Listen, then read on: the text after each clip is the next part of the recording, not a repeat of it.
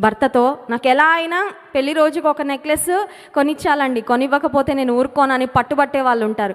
బంగారం సంపాదించడానికి, బంగారాన్ని కొనుక్కోవడానికి, లేదంటే ఒక స్థలాన్ని, ఒక పొలాన్ని కొనుక్కోవడానికి చాలా ప్రయాసపడి చాలా విలువైనది ఇప్పుడు నా దగ్గర ఉంది అనే ఒక ఆత్మ సంతృప్తి పొందుతారేమో. కానీ ఇక్కడ యోబు అంటున్నాడు, వెండికి బంగారానికి పోల్చడానికి కూడా వీల్లేదు, ఎందుకంటే జ్ఞానం అంతకన్నా శ్రేష్టమైనది. ఇప్పుడు ఈ జ్ఞానము ఎక్కడ దొరుకుతుంది?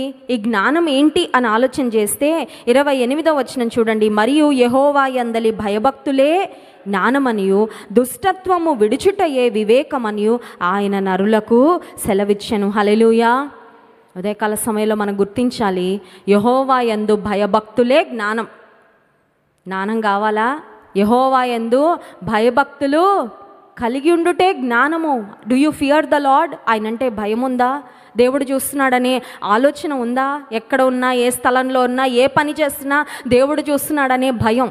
ఈ భయం లేకే మనుషులు ఎంత చెడిపోతున్నారో, ఎంత దారి తప్పిపోతున్నారో.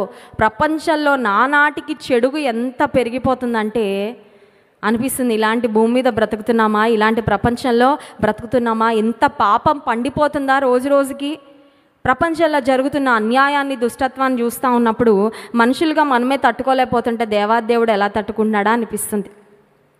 అయితే దేవుని యందు భయభక్తులు కలిగి ఉండుటే జ్ఞానము, దుష్టత్వమును విడిచుటే వివేకము. దుష్టత్వాన్ని విడిచిపెట్టడం, hating what is evil and getting rid of what is evil. దుష్టత్వం, అపవాది దుష్టుడు దుష్టమైన ఆలోచనలు కలగజేస్తూ ఉంటాడండి. దుష్టత్వం వైపుగా ప్రేరేపిస్తూ ఉంటాడు. కొన్నిసార్లు నువ్వు దేవుని బిడ్డవే, కానీ అపవాది అంటాడు ఒక దుష్టురాల్లా ప్రవర్తించు, ఒక దుష్టత్వపు ఆలోచన మనసులోకి తీసుకొస్తూ ఉంటాడు. కానీ దుష్టత్వాన్ని విడిచిపెట్టుటయే వివేకము అనే మాట. And Job is filled with true wisdom. యోబు నిజమైన జ్ఞానముతో, వివేకంతో నింపబడిన వాడు. ఎందుకంటే ఇందాక యోబును గురించి మనం విన్న సాక్ష్యంలో అతడు దేవుని యందు భయభక్తులు కలిగి చెడుతనమును విసర్జించిన వాడు. కాబట్టి యోబుకు జ్ఞానము ఉంది, వివేకం ఉంది. హల్లెలూయా. కాబట్టి యోబు ఆస్తిపరుడా? డెఫినెట్లీ ఆస్తిపరుడు. ఎలాంటి ఆస్తి? ఈ లోకంలో దొంగలు దోచుకొని వెళ్ళే ఆస్తి కాదు ఆయన దగ్గర ఉంది, దొంగలు దోచలేని ఆస్తి ఆయన దగ్గర ఉంది. హల్లెలూయా. మంచి సాక్ష్యాన్ని యోబు కలిగి ఉన్నాడు, దేవుని యందు భయభక్తులు కలిగి ఉన్నాడు, చెడుతనమును విసర్జించిన వ్యక్తిగా యోబు ఉన్నాడు. నిజమైన భక్తి ఏంటి అని ఆలోచన చేస్తే యాకోబు పత్రిక 1వ అధ్యాయం 27వ వచనంలో కూడా ఈ మాట మనం చూస్తాం. చూడండి, నూతన నిబంధన గ్రంథంలో యాకోబు భక్తుడు తిరిగి ఇదే మాట రాస్తాడు. యాకోబు పత్రిక 1వ అధ్యాయం 27వ వచనం. తండ్రి అయిన దేవుని ఎదుట పవిత్రమును నిష్కళంకమునైన భక్తి ఏదనగా దిక్కులేని పిల్లలను, విధవరాండ్రను వారి ఇబ్బందిలో పరామర్శించుటయు, ఇహలోక మాలిన్యము తనకంటకుండా తన్ను తాను కాపాడుకొనుటకి. ఇహలోక మాలిన్యం అంటకుండా కాపాడుకోవడం. ఇహలోక మాలిన్యం అంతటా ఉంది. అంటిపోతుందండి నాకంటే. రోడ్డు మీద చాలా మురికి ఉంటుంది, రోడ్డు ప్రక్కన చాలా బురద కాలువలు ఉంటాయి. ఉన్నాయని మనం వెళ్ళి అన్నిటిని అంటించుకుంటున్నామండి. ఎంత జాగ్రత్తగా వస్తున్నాం. వర్షం పడుతూ ఉన్నప్పుడు మనం నడుస్తూ ఉన్నా రోడ్డు మీద, లేదంటే ఒక బైక్లో వెళ్తున్నా ఆ బురద మన మీద రాకుండా, పడకుండా ఎంత జాగ్రత్తగా వాటిని అవాయిడ్ చేసుకుంటూ నడుస్తాం.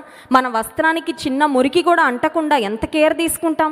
ఇహలోక మాలిన్యము తనకు అంటకుండా తన్ను తాను కాపాడుకోవాలి. దేవుడున్నాడు మనల్ని పరిశుద్ధపరచడానికి, దేవుడున్నాడు మనల్ని కడగడానికి, సమస్త దుష్టత్వము నుండి, దుర్నీతి నుండి మనలను కడిగి పవిత్రపరచడానికి దేవాది దేవుడు ఉన్నాడు. కానీ ఇహలోక మాలిన్యం అంటకుండా కాపాడుకునే బాధ్యత ఎవరిది?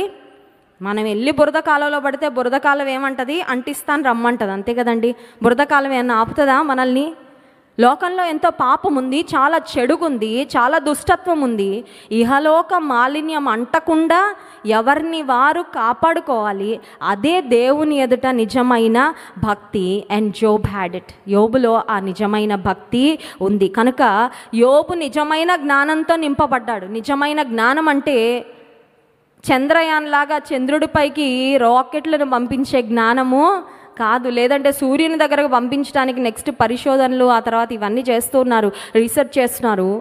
ఈ లోక సంబంధమైన జ్ఞానము ఏదో డబ్బు సంపాదించడానికి, ఉద్యోగానికి ఉపయోగపడుతుంది, కానీ దైవికమైన జ్ఞానము, నిజమైన జ్ఞానము, దేవుని యందు భయభక్తులు కలిగి చెడుతనమును విసర్జించే జ్ఞానమును, వివేకమును యోబు తన జీవితంలో సంపాదించుకొని అదే యోబు తన జీవితంలో మాట్లాడుతున్నాడు. మూడవదిగా యోబు నిజమైన భక్తిని కూడా చేశాడండి. యోబు నటనా భక్తి చేయలేదు, యోబు వ్యర్థమైన భక్తిని చేయలేదు, భక్తి చేస్తున్నాను అనుకుంటూ దేవుడు నచ్చని భక్తి కూడా చేయలేదు. ఈ రోజుల్లో చాలామంది భక్తి చేసేస్తున్నాం అనుకుంటున్నారు, కానీ అది నిజంగా దేవుడు మెచ్చే భక్తి, నచ్చే భక్తి ఏటో ప్రయాసపడిపోతారు, ఏంటో కష్టపడిపోతారు.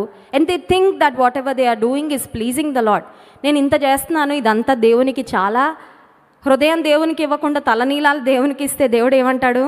నాకు అక్కర్లేదు, యూస్లెస్, నాకు అవి వేస్ట్, పడేయండి, డస్ట్బిన్లో పడేయండి అంటాడు దేవుడు. అంతే కదండి. కొంతమంది తలనీలాలు ఇచ్చేసి, నిలువు దోపిడీ ఇచ్చేసి, బయటకు వెళ్ళి దుష్టత్వంతో, దుర్మార్గంతో ఇతరుల దగ్గర దోచుకొని సంపాదించుకొని, ఇదిగో ప్రభా దేవుడా నిలువ దోపిడీ ఇస్తున్నానంటే దేవుడు మెచ్చుతాడా? మెచ్చడు. యోబు నిజమైన భక్తిని కూడా చేశాడు. చూడండి, యోబు గ్రంథం 31వ అధ్యాయము 22వ వచనం. యోబు గ్రంథము 31వ అధ్యాయము 22వ వచనం. నేను అలాగు చేయలేదు, నా బాల్యము మొదలుకొని దిక్కులేని వాడు తండ్రి భావముతో నన్ను భావించి నా యొద్ద పెరిగెను. నా తల్లి గర్భమందు పుట్టిన నాట నుండి దిక్కులేని వానికి నేను మార్గదర్శిని అయితిని. What a blessed life. యోబు చాలా దీవించబడ్డాడు, కానీ ఆ దీవెనను యోబు దిక్కులేని వారితో, అనాథలతో పంచుకునే వ్యక్తిగా. ఈ రోజుల్లో కొన్నిసార్లు పరిస్థితులు చూస్తే ఏమనిపిస్తుంది అంటే, ఏమీ లేని స్థితిలో మనకి దేవునికి ఇవ్వాలి అని ఉన్న ఆశ కొన్నిసార్లు డబ్బు పెరిగే కొద్దీ ఉండట్లేదు. అవునా కదండి? చిన్న ఉద్యోగం ఉన్నప్పుడు, చిన్న స్థానంలో ఉన్నప్పుడు, చిన్న పొజిషన్లో ఉన్నప్పుడు, 4 అంకెల జీతం వచ్చినప్పుడు నమ్మకంగా దశం భాగం ఇస్తాం.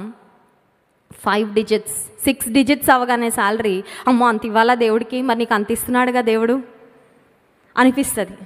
కొన్నిసార్లు పరిచర్యలో ఒక మెడికల్ రీహాబిలిటేషన్ సెంటర్ అవనియండి, ఇక్కడ మందిరానికి స్థలం తీసుకుంటున్నప్పుడు అవనియండి, దేవుని సన్నిధానానికి వచ్చి తమ అర్పణలు ఇచ్చిన వారు కొంతమంది ఎవరంటే, వారికి కూడా తినడానికి లేనివారండి కొంతమంది. ఇదిగోండి దైవజనుడ, నేను దాచిపెట్టి నాకున్న దానిలో ఒక విలువైనది దేవుని కొరకు ఇచ్చానని తెచ్చిచ్చిన వారు ఉన్నారు. కొంతమందికి చాలా ఉంది, కానీ పిడికిలి బిగబట్టేసి మా కొరకే, మా పిల్లల కొరకే అని దాచుకొని దేవుని రాజ్యం కొరకు గుప్పిలి తెరవలేని స్థితిలో చాలామంది ఉండిపోయారు.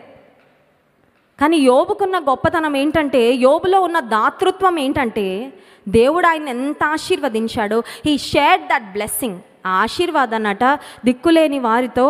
అంత మాత్రమే కాదు, ఆ మాట చూడండి, 16వ వచనం. బీదలు ఇచ్చేయించిన దానిని నేను బిగపట్టిన ఎడల, విధవరాండ్ర కన్నులు క్షీణింపచేసిన ఎడల, తల్లిదండ్రులు లేని వారిని నా అన్నముతో కొంచెమైనను తిననీయక నేను ఒంటరిగా భోజనం చేసిన ఎడల అని ఆ మాటలన్నీ చెప్పుకుంటూ 21వ వచనం ఆఖరు భాగానికి వచ్చేసరికి 22వ వచనంలో నేను అలాగూ చేయలేదు అంటాడు. అంటే అర్థం ఏంటంటే, దిక్కులేని వారిని పోషించాడు, విధవరాండ్రను పోషించాడు, తల్లిదండ్రులు లేని వారికి ఆదరణగా, ఒక అండగా యోబు తన జీవితంలో నిలబడ్డాడు. దేవుడు తనకిచ్చిన ఆశీర్వాదాన్ని తన కొరకు మాత్రమే ఉంచుకోలేదండి. దేవుడు మనల్ని ఎందుకు దీవిస్తాడంటే, మన స్థితిగతులు బాగా పెరిగి మనం కేవలం సుభిక్షంగా, సంతోషంగా, ఆనందంగా, సంతృప్తిగా జీవిస్తామని కాదు, మన ఆశీర్వాదంలో ఇతరులకు మనం పాలు పంపులు ఇస్తామని. నీ చుట్టూ అవసరతలో ఉన్నవారు ఉన్నారా? నీకున్నదంతా ఇచ్చేయమని కాదు, నీకున్న ఆశీర్వాదంలో కొంతైనా మరి లేని స్థితిలో ఉన్న వారితో నువ్వు పంచుకోగలిగితే అది నీకు దీవెన, ఆశీర్వాదం.